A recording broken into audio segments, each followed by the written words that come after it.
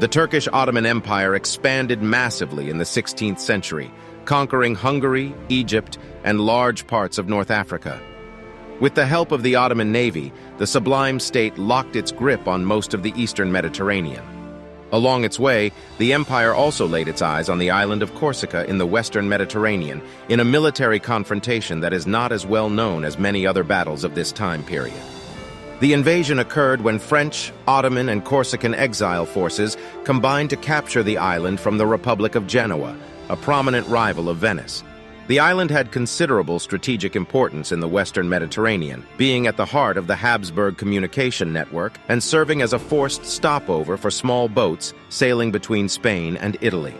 In this series, we are going to explore events like these that are not well known, and thereby investigate the French-Ottoman alliance in detail. We will explain political motives, economic factors, and the lasting impact on Mediterranean history. Don't forget to like this video, subscribe, and click on the notification bell so that you won't miss any future updates. With that being said, let's dive into the invasion of Corsica. They became powerful rulers. Ohne sie findet man keine wahre Freiheit. First, a little background information. The Ottoman Empire and France had a complex and sometimes tumultuous relationship throughout history.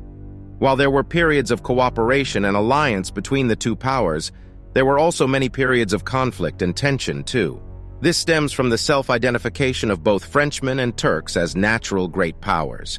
In the 15th century, the country that we know today as France was still in the process of political consolidation.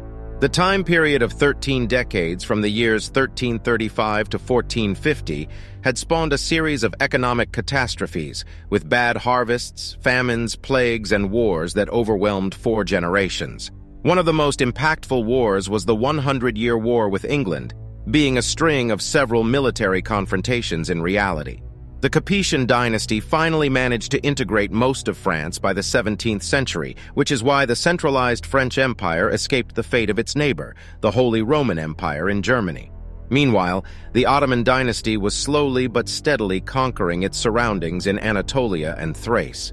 After the conquest of Constantinople in 1453, and after several failed Christian crusades from the Balkans, the Ottoman Empire integrated the remaining Turkish beyliks in Anatolia and suppressed several revolts in the west. By the middle of the 16th century, the Turkish realm had expanded as far as Arabia in the Middle East, Algeria in North Africa, Crimea to the north. And of course, the farthest the Turks ever got in Europe was up to the gates of Vienna.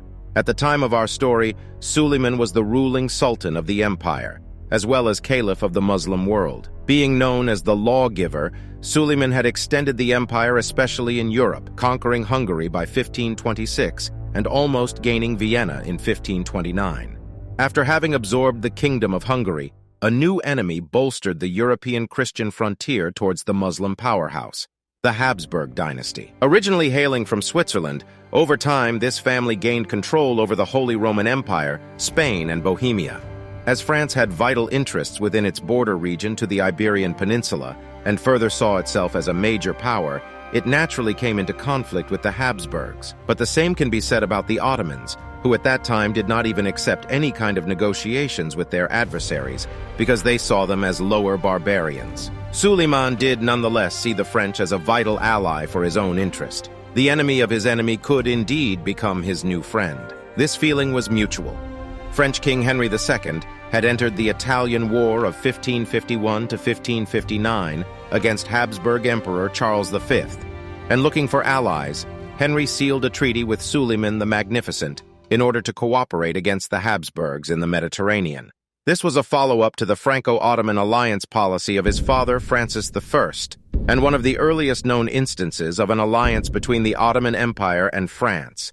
One of the earliest events in which Turkish and French forces acted in unison against their common enemy was during the siege of Esztergom in Hungary in 1543. Within 2.5 weeks, an army of Ottoman land forces were accompanied by an artillery unit from France.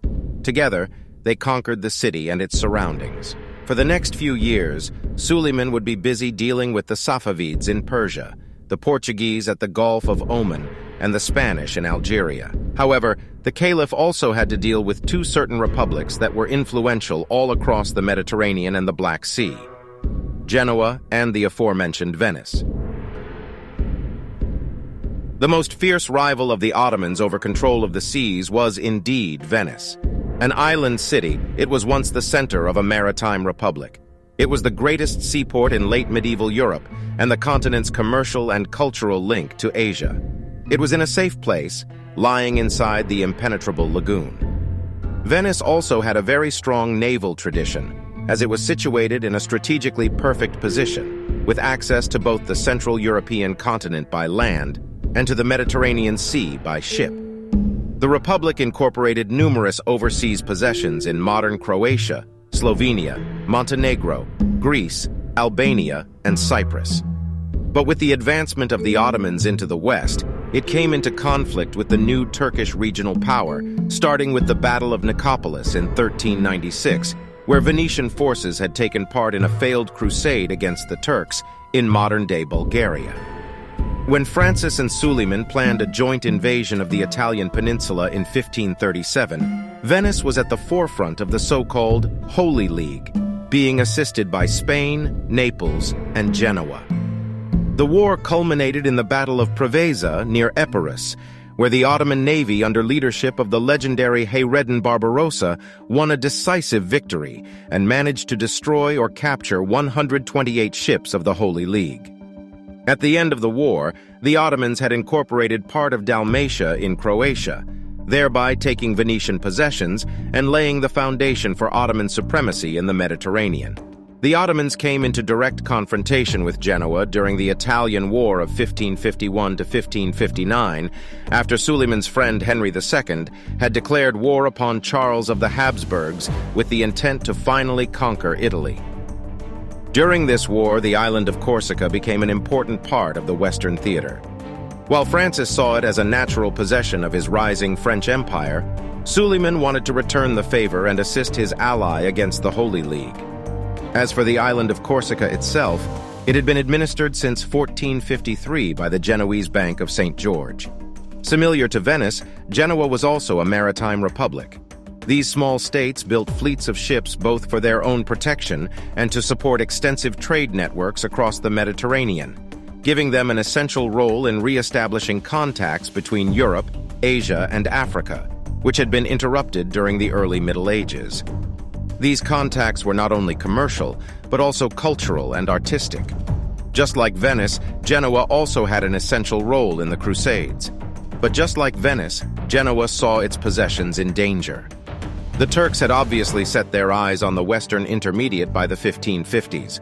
Being accompanied by the French ambassador Gabriel de Luetz, the Turkish navy already defeated a Genoese fleet under Andrea Doria in the Battle of Ponza in 1552. In February 1553, the aforementioned Franco-Ottoman Treaty of Alliance, involving naval collaboration against the Habsburgs, was signed between France and the Ottoman Empire.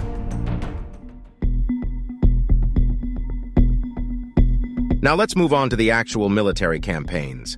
The Ottoman admirals, Turgut and Khoja Sinan, together with a French squadron under Baron Paulin de la Garde, raided the coasts of Naples, Sicily, Elba, and then Corsica. The Ottoman fleet supported the French by ferrying the French troops of Parma under Marshal Paul de Thermes from Sienese Maremma to Corsica. The invasion had not been explicitly approved beforehand by the French king, however. Bastia was captured on the 24th of August, 1553, and Paulin de la Garde arrived in front of Saint-Florent on the 26th of August. Bonifacio was captured in September. With only Calvi remaining to be captured, the Ottomans, loaded with spoils, decided to leave the blockade at the end of September and return to Constantinople. With the help of the Ottomans, the French had managed to take strong positions on the island and finally occupied it almost completely by the end of the summer, to the dismay of Cosimo de' Medici and the papacy. The French were also supported by Corsican exiles under Sampiero Corso and Giordano Orsini in this adventure. With the Ottoman fleet gone for the winter and the French fleet having returned to Marseille, the occupation of Corsica was jeopardized. Only 5,000 soldiers remained on the island, together with the Corsican insurgents. Henry started negotiations with Genoa in November, but the Republic did not give up, and instead sent a force of 15,000 men with the fleet of Andrea Doria, and started the long recapture of the island with the siege of Saint Florent. At the same time, an Ottoman fleet sailed in the Mediterranean under Dragut, but it was too late and only sailed the coast of Naples before returning to Constantinople. The French only obtained the cooperations of galleots from Algiers. By 1555, the French had been cleared from most of the coastal cities and Doria, but many areas remained under French control. The ambassador to the Ottoman port, Kodignac, had to go to the Ottoman headquarters in Persia, where they were waging a war against the Safavid Empire, to plead for the dispatch of a fleet. The Turkish fleet only stood by during the siege of Calvi and contributed little. The same inactivity took place during the siege of Bastia, which had been retaken by the Genoese. The Turkish fleet sent to help was severely undermined by the plague and went home towing empty ships. Another Ottoman fleet was sent to the Mediterranean in 1558 to strategically support France, but it was delayed from joining a French fleet in Corsica near Bastia, possibly due to the failure of the commander Dragut to honor Suleiman's orders. The Ottoman fleet led an invasion of the Balearic Islands instead. Suleiman would apologize in a letter to Henry by the end of the year. Finally, in the Treaty of Cateau Cambresis in 1559, the French returned Corsica to the Genoese Republic. The Ottomans did not return to Corsica again, being busy with the aforementioned war against Persia. But the position of the Ottoman navy was also crumbling, as we would see in the Battle of Lepanto in 1571. At the end of the day, the invasion of Corsica was a costly military operation, both for the French and Ottomans. With Sultan Suleiman being occupied with the Persians in the east of his empire, the French gained control of the island a bit later. But this wasn't the end of the French-Ottoman alliance, to the contrary.